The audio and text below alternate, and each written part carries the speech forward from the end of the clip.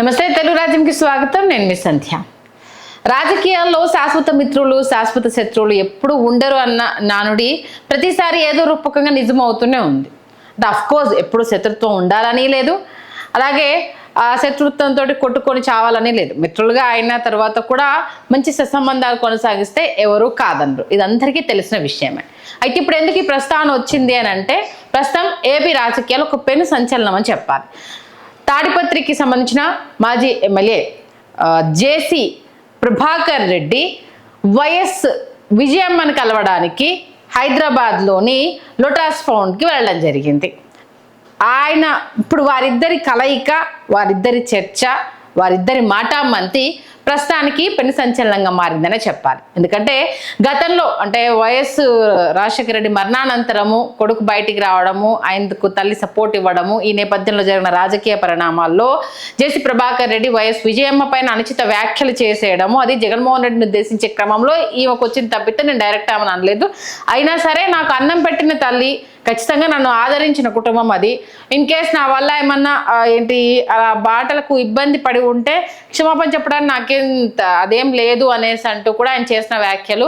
అంటే అందులోనూ ఒకే ఊరి వాళ్ళు, తాడిపత్రికి సంబంధించే వీరి కుటుంబ నేపథ్యం ఉండడం, దగ్గర బంధువులు కూడా అవుతూ ఉండడంతో అప్పటికి ఆ సమస్య సమసిపోయినా ఇంకా రాజకీయ వైరం అనేది అయితే అలానే కంటిన్యూ వచ్చిన విషయం తెలిసిందే. ఈ నేపథ్యంలో ఆయన ఇవాళ హైదరాబాద్కి రావడము, విజయమ్మ కూడా హైదరాబాద్లోనే ఉండడం, ఆమె ఆరోగ్యం కాస్త బాలేదు అన్న విషయము ప్రభాకర్ రెడ్డికి తెలియడంతో ఇక ఆమెను కలవడానికి ఈయన వెళ్ళడము, ఒక అరగంట పాటు వీరిద్దరూ ముచ్చటించుకున్నారు, వీరిద్దరి సంభాషణ జరిగింది. బయటకు వచ్చిన తర్వాత అయితే విజయమ్మకు ఆరోగ్యం బాలేదన్న విషయం తెలియడంతో ఆమెను పరామర్శించడానికి వచ్చాను, ఎలాగో హైదరాబాద్కి వచ్చాను కాబట్టి ఆమెను చూడడానికి వచ్చాను అంటూ కూడా ఆయన చెప్పడం జరిగింది. ఇప్పుడు ఈ అంశం అయితే చర్చనీయాంశంగానే మారిందనే చెప్పాలి. ఎందుకంటే ఇప్పటికే వైఎస్ షర్మిల చంద్రబాబు నాయుడు వదిలిన బాణము అనేసని వార్తలు వస్తున్న నేపథ్యంలో ఇప్పుడు ప్రభాకర్ రెడ్డి కూడా వెళ్ళి కలవడంతో ఏంటిదన్నా రాజకీయ లబ్ధి ఉందా నిజంగానే? ఎందుకంటే జేసీ ప్రభాకరు సెకండ్ టైం ఓడిపోయిన తర్వాత, అంటే వాళ్ళ కొడుకుని నిల్చోబెట్టాడు, ఓడిపోయిన తర్వాత పరిణామాలు ఎలా జరిగాయి, అక్కడ ఏ రేంజ్లో వైఎస్ఆర్సీపీ తెలుగుదేశం పార్టీ కత్తులు దూసుకున్నాయి, అటు సాక్షి దగ్గర వాళ్ళ లోకల్ సాక్షి ఆఫీస్ ముందర ధర్నా చేయడం కావచ్చు, టెంట్ వేసుకోవడం కావచ్చు, బస్సులు నాపడం కావచ్చు, ఒక్కటేంటి అటు ఓడిపోయిన తర్వాత అంటే జేసీ అశ్మిత్ రెడ్డిని అప్పుడే నిల్చోబెట్టారు, 2019లోనే ఓడిపోయిన విషయం తెలిసిందే. ఇద్దరు కూడా జేసీ దివాకర్ రెడ్డి, జేసీ ప్రభాకర్ రెడ్డి ఇద్దరు తమ వారసులు నిల్చోబెట్టారు, ఇద్దరు కూడా ఘోరంగా ఓటమి పాలయ్యారు. ఆ తర్వాత వీళ్ళ బస్సుల పైన అంటే వేరే దగ్గర రిజిస్ట్రేషన్ చేసుకొని ఇక్కడ బస్సులు నడుపుతున్నారంటూ అనేక రకాల ఆరోపణలు రావడము, దానికి సంబంధించి అయితే ఒక రేంజ్ ఫైట్ జరిగిన విషయం తెలిసిందే. చూసుకుందాం అన్నంత రేంజ్కి వెళ్ళిన విషయం కూడా మనం చూసాము. ఒక రేంజ్ లో కత్తులు దూసుకోవడం మనం ఇదంతా చూసాము. లాస్ట్ టైం ఎమ్మెల్యేగా కేతిరెడ్డి పెద్దారెడ్డి ఉండడము, ఇక ఆ ఫైట్ ఇంకా మామూలుగా చెప్పాల్సిన అవసరం లేదు. ఈ రేంజ్ లో వైరం కంటిన్యూ అవుతున్న నేపథ్యంలో అంటే అఫ్ కోర్స్ ఇలాంటి ఒక మూమెంట్స్ అనేది రావడం అయితే మంచి పరిణామం అనేది చెప్పాలి. రాజకీయమే ఉండాలి, కుటుంబమే ఉండాలి. గెలుపోవటంలో అనేది సహజం అనేది పక్కన పెట్టి ఒక మంచి వాతావరణాన్ని క్రియేట్ చేయడం అయితే నిజంగా మెచ్చుకోదగ్గ విషయమే. ఈ నేపథ్యంలో ప్రభాకర్ రెడ్డి ఒక అడుగు దిగి విజయమ్మ దగ్గరికి వెళ్ళడము, ఆమెతో మాట్లాడడము, ఈవెన్ ఆమెకు డైరెక్ట్గా అక్కడ ఏం మాట్లాడారు ఏంటి అనేది ఇంకా వాళ్ళిద్దరు బయటకు వచ్చి చెప్తేనే తెలిసేది. గతంలో నేను క్షమాపణ చెప్పడం అంటే మనకు గతంలో మూలమున్న వ్యక్తులకు సంబంధించి సరే ఏదో సందర్భంలో మన మాట జారుతాము, ఆ తర్వాత వెనక్కి తీసుకొని వారికి క్షమాపణ చెప్పినప్పుడు అది సమసిపోతుంది, అది కామన్ విషయమే. కాకపోతే ఏంటంటే 2014లో టీడీపీ హయాంలో వీళ్ళు హవా కొనసాగించడం, 2019కి వచ్చేసరికి జగన్మోహన్ రెడ్డి తన బలాన్ని చూపించడం, ఇదంతా జరిగిన నేపథ్యంలో అప్పుడు వైఎస్ విజయమ్మ జగన్మోహన్ రెడ్డి వెంటే ఉన్న విషయం తెలిసిందే. అప్పుడు వైఎస్ఆర్సీపీ నాయకులు రోడ్డు మీదకి వచ్చేసి ఒక తల్లిని, నీకు అన్నం పెట్టిన తల్లిని ఇంత నీచంగా మాట్లాడడం సమంజసం కాదు అంటూ కూడా ఓ రేంజ్లో దాని గురించి ఫైట్ చేసిన విషయం మనందరికీ తెలిసిందే. ఇప్పుడు వాటన్నింటినీ అంటే బ్రేక్ చేస్తూ ప్రభాకర్ రెడ్డి ఒక అడుగు ముందుకేసి విజయమ్మని వెళ్ళి కలవడం అనేది అయితే ప్రస్తుతం ఏపీ రాజకీయాల్లో అయితే పెద్ద చర్చకే తావిచ్చింది. అసలు ఏంటి ప్రభాకర్ రెడ్డి వెళ్ళడం ఏంటి, విజయమ్మని కలవడం ఏంటి, అరగంట సేపు ముచ్చటించడం ఏంటి అంటే అప్పటి నుంచి ఇప్పటి వరకు ఆల్మోస్ట్ ఆల్ మాట ముచ్చట ఏం లేదు. అంటే వైఎస్ రాజశేఖర రెడ్డి చనిపోయిన దగ్గర నుండి కుటుంబంతో సత్సంబంధాలు తెగిపోవడం, ఎందుకంటే బైఫర్కేషన్ తర్వాత వీళ్ళు తెలుగుదేశం పార్టీలో చేరిన విషయం మనందరికీ తెలిసిందే. ఆ తర్వాత నుంచి వాళ్ళకు మధ్య మాటలే లేదు, పచ్చగడ్డేస్తే భగ్గుమనే రేంజ్లోనే ఉండడము.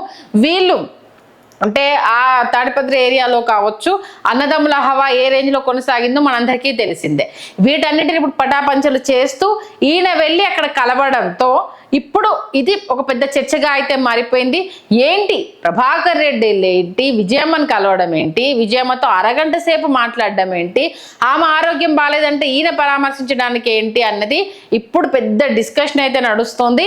ఈ నేపథ్యంలో ఏం మాట్లాడారు ఏంటి, నిజంగానే ఆమెకు ఆరోగ్యం బాగాలేకుంటే పలకరించడానికనే వెళ్ళాడా, ఇంకేదైనా మతలబు ఉందా అన్న అంశం అయితే నడుస్తున్నా. ప్యూర్గా అయితే ప్రభాకర్ రెడ్డి చెప్పిన విషయం అయితే కేవలం విజయమ్మ గారికి ఆరోగ్యం బాగాలేదన్న విషయం నా చెవునబడింది. కాబట్టి ఎలాగో హైదరాబాద్కి వచ్చాను, ఆవిడ హైదరాబాద్లోనే ఉన్నారు కాబట్టి ఆవిడని కలవడానికి వచ్చాను తప్పితే దీనికి ఎలాంటి రాజకీయ ప్రాధాన్యత లేదు. అందులోనూ నేను ఇప్పుడేం ఎమ్మెల్యేగా లేను, నా కొడుకు ఉన్నాడు కాబట్టి నాకు వాళ్ళ ఇంటికి వెళ్ళినప్పుడు గౌరవంగా అటు రాజశేఖర రెడ్డి కావచ్చు విజయమ్మ కావచ్చు నన్ను ఎలా చూసుకున్నారన్న విషయం నాకు తెలుసు. అలాంటప్పుడు ఆ తల్లి ఆరోగ్యం బాగాలేదన్నప్పుడు చూసి పలకరించడంలో తప్పేముంది అంటూ కూడా ప్రభాకర్ రెడ్డి క్లియర్ కట్గా చెప్పడం జరిగింది. బట్ ఈ మీటింగ్ అయితే ప్రస్తుతము ఒక డిస్కషన్కి అయితే తెరలేపిందనే చెప్పాలి. మొత్తానికైతే 4.5 దశాబ్దాల పాటు మొత్తం తాడిపత్రి ఏరియాలో అన్నదమ్ముల చక్రం తిప్పిన విషయం కావచ్చు, వీళ్ళని ఎవరు కదిలించినా వీళ్ళకు ఏదన్నా అంశానికి సంబంధించి స్మూత్గా డీల్ చేయడం అయితే రాదు. ఫస్ట్ భూత పురాణం, ఆ తర్వాతనే ఇంకేదన్నా అన్నది అందరికీ తెలిసిన విషయమే. ఇక కొడుకుని తెర మీద తీసుకొచ్చిన తర్వాత అయితే జేసీ దివాకర్ రెడ్డి రాజకీయాలకైతే స్వస్తి పలికారు. ప్రస్తుతం ఆయన సేద తీరుతున్నారు, రెస్ట్ తీసుకుంటున్నారు.